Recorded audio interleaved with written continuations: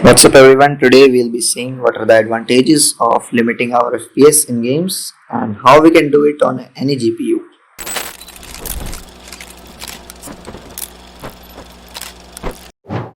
So the first advantage of limiting our FPS is lower power draw and lower temperatures on both our graphics card and our CPU as well.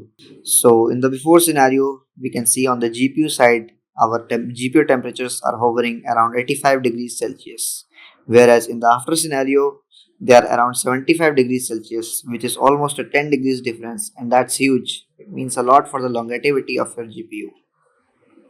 On the CPU side, we can see that before our temps are around 88 to 92 degrees, and on the after side, they are about 5 to 6 degrees less at 80 to 85 degrees Celsius. Even if we have a look at the power draw, our GPU was previously drawing 87 to 88 watts of power, and after limiting our FPS, we are getting around 65 watts of power draw on our GPU. Whereas on the CPU, we can see that previously it was drawing around 40 watts, after it's drawing 36 watts, which is not that big of a difference, but yes, the lower temperatures are.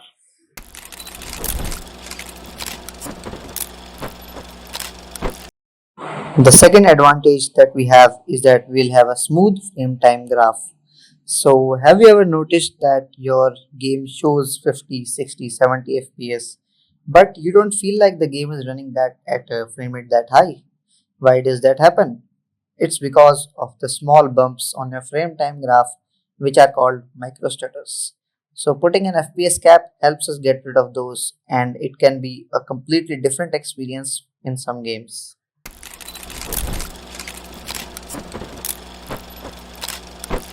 The third advantage is that it helps us get rid of screen tearing. While we can also use VSync to get rid of screen tearing, but VSync adds some additional input latency. Whereas putting an FPS cap helps us get rid of the problem and it doesn't introduce any additional input latency. So it is a better option.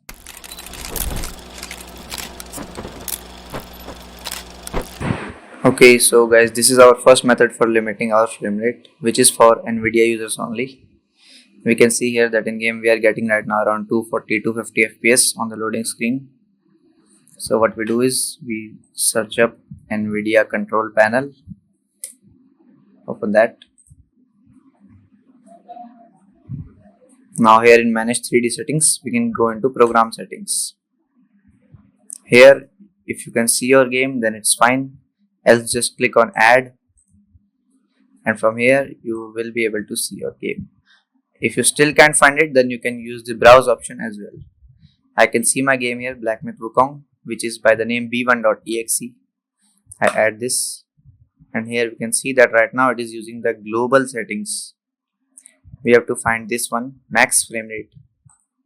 I'll set this to on, and then here I can enter any FPS value that I want.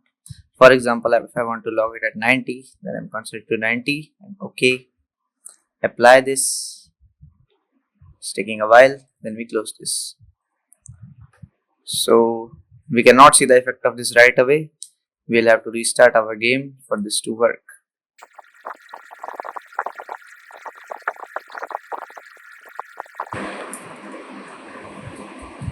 Now we can see that in the menu we are locked to 90 FPS. So our frame rate is limited now.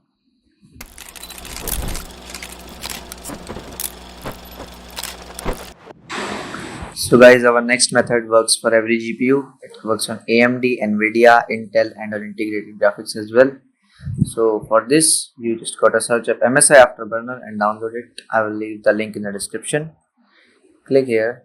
It will start downloading. Mine is already done, so I'll just open it here. Just uncheck this Norton 360. It's a shitty antivirus. Okay, next, accept, next. Make sure this is checked. The revert unit statistics server, we need this. Next, next, and then here click install. This will install the MSI Afterburner on your system. Now you can just access it from your start menu. We'll open it. This is what it looks like. After this opens up, the revert unit statistics server will automatically start, but it will be here. this monitor like icon. This is the RTSS. Just click on this, and right now by default we can see that the frame rate limit is set to 0, which basically means unlimited FPS here. We'll just set it to 90, hit enter, and now our frame rate is limited to 90 FPS. Thank you so much for watching.